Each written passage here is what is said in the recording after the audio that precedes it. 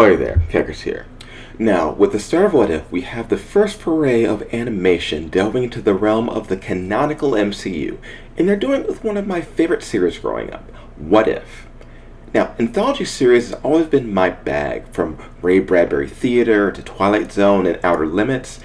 With the Watchers first popping up in Guardians of the Galaxy 2, this is something that I've been hoping we'd get. A series where you can just have a bunch of random stories with different characters, all about the infinite possibilities of the universe.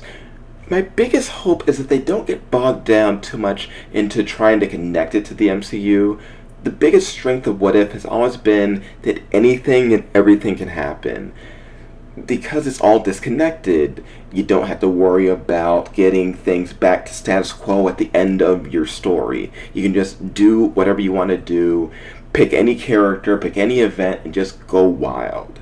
Now, unfortunately, it seems like they're really going to be trying to connect all of these different stories this season into like one big event, and that could be interesting, but I'd much rather just have a bunch of disconnected, just fun stories with different directors telling whatever they want. But hey, we've got our first one out, let's get started talking about it. And if you like this, and if you want to see me talk more about What If, Marvel, cartoons, comics, video games, tabletop games, whatever, then hit that like button and subscribe. So, like I said, all these What Ifs are based around events in the MCU. This one in particular being, what if Peggy Carter had been in the room during the events of Captain America when the Thing went down and Hydra attacked. Now, this one has Peggy being the one who is injected with the super soldier serum after Steve is injured and everything goes to crap. Now, she was already a soldier. She was someone in part of British intelligence and who just wanted, like Steve, to do her part in the war and to help out. But because of a lot of reasons, particularly her being a woman, she was looked down on and her contributions were kind of sidelined. Now, because of this, because she's the only person available and capable of taking the serum, she becomes Captain Carter, which is incredibly weird. The second I saw her in her outfit, I just thought, wait, why isn't she Captain Britain? I can only guess that they're planning on doing Captain Britain and they don't want people to confuse the two characters since she's going to be appearing first. So, with her as Captain Carter, which I'm still going to be thinking in my head as Captain Britain, she goes out and she does most of the events of the first Captain America movie. But things go in very different ways. You see, she heads out earlier and she actually manages to get a hold of the Tesseract. And because she has a Tesseract, a lot of power, a lot of things that could be done, particularly with Howard and him getting some of his inventions off the bat a little bit earlier instead of all of these things going to Hydra. We get to see another thing. We get to see Iron Man just a bit earlier in the name of Steve Rogers as Hydra Smasher.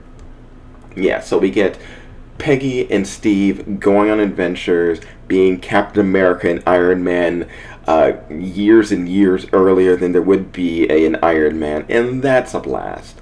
The voices of all the characters, they got the actors back doing their roles, and yeah, this really feels kind of weird, actually.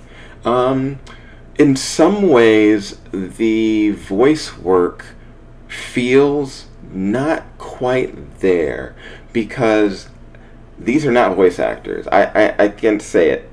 A lot of the work that these characters do has to do with us being able to see their faces and their expressions and their movements, and because of that, it doesn't quite match with the animation. That's not a knock against the animators, because the animation for this series is amazing. The fight scenes, the fluidity of movement, everything flows so very well. The action is amazing. Everything hits hard. Everything is graceful when it needs to be graceful, rough when it needs to be rough. It's a weird type of CG that is kind of comic booky, but not quite. I don't recall another I don't recall anything else that I've seen that looks exactly like this. But it works. It works for what it does, but it just doesn't fit with the voices. It's something you'd really have to experience for yourself. An interesting thing with the story, like all what ifs, is that we know what's supposed to happen. So that when things make these turns, when events go close to what they should be, but make this sudden swerve, it hits just a bit more. We know about the train mission. We know something's supposed to happen to Bucky. So when something else happens, it really catches us off guard. But we also know that things can't work out well with Steve and Peggy. At least that's what we're suspecting. So when tragedy happens, it still hits, but not as much as it would. But yeah, this is a great story. This is a great start to everything. And it really looks like they're setting up things for a What If Avengers, in which case, that could be very, very interesting. So far, it's great start, great animation. Voice work is still just a little bit off. But overall, it's an enjoyable experience. Everybody probably has Disney Plus already, so just tune in and watch it. And I'm looking forward to the next episode next week. Until next time, this is Keka's Boy saying bye-bye, and I'm enjoying What If. I'm enjoying more Marvel crap. I'll see you later.